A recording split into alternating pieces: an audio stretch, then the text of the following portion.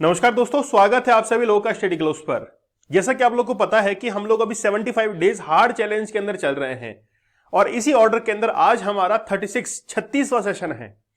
सोचिए कि हम लोग 36 सेशन तक पहुंच चुके हैं, मतलब कारवां किसी के लिए रुकता नहीं है। जो शामिल होता है वो उसके साथ में हो लेता है और जो पीछे रह जाता है वो केवल एक मूक दर्शक के तौर पर उस कार्यक्रम को देखता है। चलिए शुरुआत करते हैं आज के सेशन को। एक घटना है, कल भी मैंने एक जिक्र किया था कि एक 19 साल का लड़का जो कि अपने ही घर के अंदर अपनी ही छोटी सिस्टर के साथ में रेप करता है। देखिए, ये घटनाएं मैं इसलिए जिक्र कर रहा हूं क्योंकि ये समाज का आईना है। समाज के अंदर, सोसाइटी के अंदर चल क्या रहा है, वाकई में हमको इसके बारे में कुछ पता होना चाहिए। हम लोग आंखें बंद करके नहीं बैठ सकते हैं। जैसे मान लीजिए कि अभी तो ये किसी पड़ोस के अंदर हो रहा है, जब ये घटनाएं घर के अंदर लगने लग जाएंगी उस समय हमको बड़ी परेशानी हो जाएगी। तो आज ऐसी ही घटना के बारे में हम लोग जिक्र कर रहे हैं और इसके पीछे साइकोलॉजिकल एक फैक्ट जो है हम लोग जानने की कोशिश करेंगे कि आखिरकार जो रेपिस्ट होता है इसका माइंडसेट कैसा होता है। देखिएगा, हाल ही के अंदर एक व्यक्ति है जिसकी उम्र 34 साल है, वो नवी मुंबई के अंदर अरेस्ट किया गया है। उसने रेप किया है 15 ईयर ओल्ड एक छोटी बच्ची के साथ में, जो कि उसके रिलेशन के अंदर ही है, भांजी हम लोग कह सकते हैं। मतलब मामा और भांजी का रिश्ता है। रिश्ता तो छोड़ दीजिए, क्योंकि जो व्यक्ति होता है वो बेसिकली रिलेशंस को तो मेंटेन करता ही नहीं है, वो हमेशा वुमेन्स को ऑब्जेक्टिफाई करना शुरू कर देता है। हर व्यक्ति, हर महिला जो है उसके लिए एक खिलौने की तरह होती है। होती क्या है घटना, वो देखिए। The police arrested a man from Navi Mumbai township in Maharashtra from allegedly rapping his 15 year old, जो उसकी भांजी है ना, नाइस है, following which she became pregnant and official said. मतलब वो जो 15 साल की छोटी सी लड़की है वो प्रेग्नेंट भी हो जाती है। The 34 year old accused hailing from Nerul Navi Mumbai is the maternal uncle. Maternal मतलब माँ की तरफ से जो अंकल है वो क्या करते हैं, उस लड़की के साथ में इस रेप को अंजाम देते हैं। He allegedly rape the girl in his house, ठीक है, उनके घर के अंदर। और एक घटना कब की है, 4 अक्टूबर 2023 की है, ठीक है, अभी ज्यादा पुरानी घटना नहीं है, 2023 की घटना है। The girl later complaint of some health issues, मतलब वो जो लड़की है वो हेल्थ इश्यूज को लेकर कहीं ना कहीं कंप्लेंट करती है। She was admitted to a hospital. जब हॉस्पिटल में एडमिट होती है तो वहां पर डॉक्टर्स ये कहते हैं कि शी वाज प्रेग्नेंट, ये जो है वो प्रेग्नेंट हो चुकी है। द हॉस्पिटल अथॉरिटीज रिपोर्टेड, अब कोई जो है माइनर गर्ल है, अब हॉस्पिटल वाले इसको तो रिपोर्ट करेंगे ही ना, वहां पे पुलिस वालों को बुलाया जाता है और इस चीज की इंक्वायरी की जाती है और एक एफआईआर भी जो है वो भी बुक कर दी जाती है under relevant provision of the Indian penal code. POCSO जो एक्ट है इसके तहत एक मामला जो है वो दर्ज होता है और ये पूरी कार्रवाई शुरू हो जाती है। ये पूरा घटनाक्रम आप लोगों ने थोड़ा शॉर्ट में देख लिया है, लेकिन एक रेपिस्ट का माइंडसेट कैसा होता है हम लोग एक बार जानने की कोशिश करते हैं। देखिए क्या है कि अमेरिका के अंदर एक स्टडी की गई थी, जेल के अंदर लगभग 50 जो रेपिस्ट थे उनके ऊपर स्टडी की गई। उनमें से लगभग 3-4 जो बातें हैं वो कॉमन निकल कर आती है, उसी को मैं आप लोगों के सामने डिस्कस करता हूं। जो 3-4 बातें कॉमन थी उसको हम लोग रिलेट करते हैं।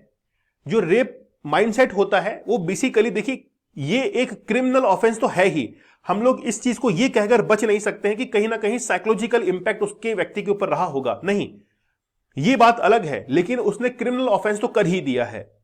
वो जो माइंडसेट का व्यक्ति है वो हमेशा वुमेन को एक ऑब्जेक्ट की तरह देखता है, या हम लोग कहते हैं कि एक सेक्स टॉय की तरह देखता है, कि वो उसको केवल इस्तेमाल करना चाहता है। उसको कोई मतलब नहीं कि क्या रिलेशन उसके साथ में है, क्या एज उसकी है, या फिर वो उसकी क्या लगती है, इससे कोई डजंट मैटर, बस वो उसको यूज करना चाहता है। लेकिन क्या वो एक एज ए सेक्स उसके साथ में करना चाहता है या फिर कहीं ना कहीं अपनी डोमिनेंस दिखाना चाहता है। देखिए, भारतीय समाज के अंदर, इंडियन सोसाइटी के अंदर एक पितृसत्तात्मक समाज है जहां पर पुरुष जो है वो ज्यादा हावी रहता है, और ये बात सत्य है। इस सोसाइटी के अंदर होता क्या है कि वो महिला को एक साधन की तरह देखता है कि एक मैंने बस इसका इस्तेमाल किया और ये मेरे इस्तेमाल करने की एक वस्तु है, इस तरीके से उसको ऑब्जेक्टिफाई करता है। और पुरुष हमेशा अपने आप को ऊपर दिखाता है कि मैं कभी भी इससे दब नहीं सकता हूं।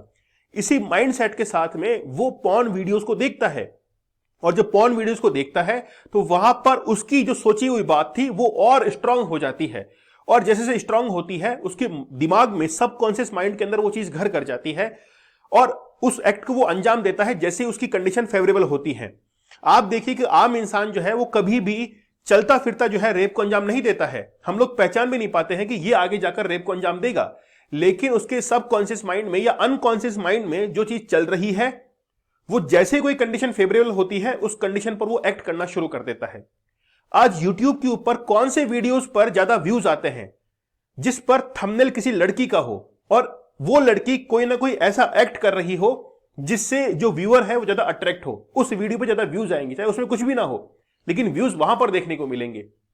कोई भी ऐसी चीज जो कि आपको अट्रैक्ट कर सकती है, या कोई बैनर वगैरह है, कोई पोस्टर है, यहां तक कि शोरूम वगैरह में आप लोग जाएंगे, वहां पर भी क्या होता है कि ऐसे पोस्टर बैनर्स का यूज किया जाता है ताकि जो लोग हैं वो इजीली अट्रैक्ट हो सके, आसानी से अट्रैक्ट हो सके, और वहां पर लड़कियों की फोटो लगाई जाती है ना। तो YouTube के ऊपर ऐसा चल रहा है, एडवर्टीजमेंट के ऊपर ऐसा चल रहा है, तो हर जगह जो है इस चीज को धीरे धीरे जो है आपके दिमाग के अंदर फिट कर दिया जाता है और आप हमेशा उस चीज के बारे में सोचते जाते हैं। आपके तरफ देखने से कुछ भी नहीं होता है। आप जब मार्केट के अंदर किसी मोबाइल फोन को लेने के लिए जाते हैं तो 10 मोबाइल फोन आपको वो दिखाता है। हर मोबाइल फोन आप लोग लेते नहीं है, लेकिन जो फोन आपने लिया है उसके अलावा भी दूसरे फोन की इमेज जो है वो आपके दिमाग में बन चुकी होती है। तो वैसे ही होता है कि आप जब किसी मोबाइल को स्क्रॉल करते हैं, आपके सामने कई सारे थंबनेल्स आते हैं, कई सारे एडवर्टीजमेंट आते हैं, वो कहीं ना कहीं कुछ सेकंड के लिए आपके सामने आते हैं लेकिन आपके दिमाग में घर कर जाते हैं। आपका सबकॉन्शियस माइंड जो है एक्टिव हो जाता है और धीरे धीरे उसके अंदर इमेज स्टोर होना शुरू हो जाती है। और जैसे ही उसको कोई ट्रिगर मिलता है, ट्रिगर इन द सेंस कि मान लीजिए कि कोई किसी लड़की का वीडियो आ गया है, वही उसके लिए ट्रिगर हो जाएगा और फिर वो जो है उन पॉर्न वीडियोस को देखना शुरू कर देता है। ये जो घटना घटित हुई है इसके साथ में भी कुछ ऐसा ही सिनेरियो है। आज हम लोग कहते हैं ना कि यार 19 साल के लड़के ने किसी रेप को अंजाम दिया है, तो वो उसने अकेले ने नहीं दिया है, जो सोसाइटी की कंडीशंस हैं, एनवायरमेंट है, उसने अंजाम दिया है। आज उसके पास में इलेक्ट्रॉनिक गैजेट था जिससे उसके माइंड के अंदर रैंडम थॉट जो है वो बनना शुरू हुए। खासतौर पर गवर्नमेंट के द्वारा ऐसे कोई भी रेस्ट्रिक्शंस नहीं लगाए जाते हैं, क्योंकि गवर्नमेंट जानती है कि हम लोग कहां कहां पर वर्क करेंगे, किस किस प्लेटफॉर्म पर वर्क करेंगे, किसी ऐप के ऊपर है, किसी वेबसाइट के ऊपर है, कहां कहां हम लोग वर्क करेंगे, कितनी साइट्स को ब्लॉक कर देंगे आखिरकार। लेकिन जो डिमांड और सप्लाई का खेल है उसको बंद नहीं कर सकते हैं। जब तक डिमांड रहेगी तब तक सप्लाई होता रहेगा। इसीलिए मैं आप लोगों को कहता हूं कि कहीं ना कहीं आप जिस कंडीशन के अंदर जी रहे हैं, अगर आपके अंदर भी कहीं ना कहीं पॉर्न वीडियोस को देखने की एक हैबिट सी बन चुकी है, आपको लगता है कि हर 3-4 दिन के अंदर एक अर्ज सी आती है कि मुझे देखना चाहिए, तो ये कहीं ना कहीं इंडिकेशन है कि हो सकता है कि आगे आने वाले समय में आप एडिक्शन के अंदर फंस सकते हैं। मुझे पता है कि आप मेरी बात को डिनाई करेंगे, मेरी बात को एक्सेप्ट नहीं करेंगे कि यार ये सब बात जो है फालतू है, क्योंकि कोई भी एडिक्टर जो होता है, जैसे कोई ड्रग एडिक्टर है, आप उसको समझाइए अच्छी बात, उसको समझ में नहीं आएगी, वो एक्सेप्ट नहीं करेगा कि मैं ड्रग का एडिक्शन में हूं। वो कहता है कि बस मैं तो थोड़ा सा लेता हूं, मैं तो केवल 1 पैग लेता हूं सोने से पहले, लेकिन वो धीरे धीरे 1 पैग जो है वो 2 पैग में, 3 पैग में कन्वर्ट हो जाता है। एडिक्शन की फर्स्ट स्टेज यही है। अगर आप लोग छोड़ना चाहते हैं तो आपको एक्सेप्ट करना पड़ता है कि आप लोग एडिक्शन के अंदर हैं, तब जाकर वो एडिक्शन छूटता है। इसीलिए हमारे 75 डेज हार्ड चैलेंज के अंदर पहले इस चीज को कंफर्म किया गया कि जो भी व्यक्ति हमारे साथ में जुड़े हैं, क्या वो एक्सेप्ट करते हैं एडिक्शन के अंदर है। वो कहते हैं कि हाँ सर हम एडिक्शन के अंदर है, तभी आपके ऊपर वो 75 टेक्निक जो है वो काम कर सकती हैं। चोर अगर ये एडमिट करे कि मैंने चोरी की है, तभी तो उसके अंदर सुधार किया जा सकता है।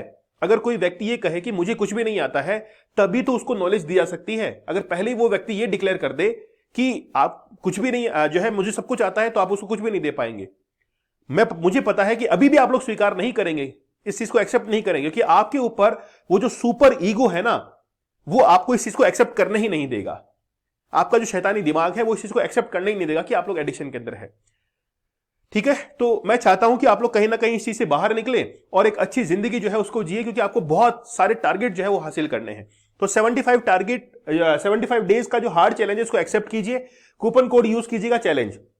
अब आप लोग वीडियो के नीचे कमेंट क्या करेंगे कि हाँ देखिए कोर्स बेचने के लिए कितना अच्छा किया है। आप सोचिए कि 350 रुपीज के अंदर आपको 75 डेज तक डेली लाइव सेशंस के अंदर 75 टेक्निक्स, 75 रियल स्टोरीज प्रोवाइड करवाई जा रही है। कितना कुछ ले लेंगे आपसे। लेकिन कोई ऐसा है जो आपको मेंटरशिप डेली टू डेली दे रहा है, हर दिन आपको मेंटरशिप देगा अगले 75 डेज तक। पर डे की जो कॉस्टिंग निकल कर आती है वो केवल मात्र 4 रुपए निकल कर आती है, केवल मात्र 4 रुपए। और अगले 75 दिन तक कोई व्यक्ति आपके साथ में बना हुआ है, इससे भी आपको प्रॉब्लम है। तो फिर ठीक है, आपका सुपर ईगो जो है वो आपके ऊपर हावी रहे, तो मुबारक हो आपको। लेकिन अगर जो वाकई में बाहर निकलना चाहते हैं, मैं उनको कहता हूं कि अभी वक्त है, संभल जाइए, कुछ तस्वीर है जो बदलनी चाहिए। ठीक है, तो कूपन कोड यूज कीजिएगा चैलेंज, जिससे आप लोग को डिस्काउंट प्राइस के अंदर और भी ये मिल जाएगा। 75 टेक्निक्स आप लोग को बताई जाएंगी। दीपक इंदौर ऑफिशियल, आप लोग टेलीग्राम चैनल को ज्वाइन कर लीजिए। यहां पर लेक्चर की पीडीएफ और अदर डिटेल जो है वो आप लोग के लिए अवेलेबल रहेगी। तो मिलते हैं आप लोगों से अगले सेशन में, तब तक के धन्यवाद, थैंक यू, जय हिंद।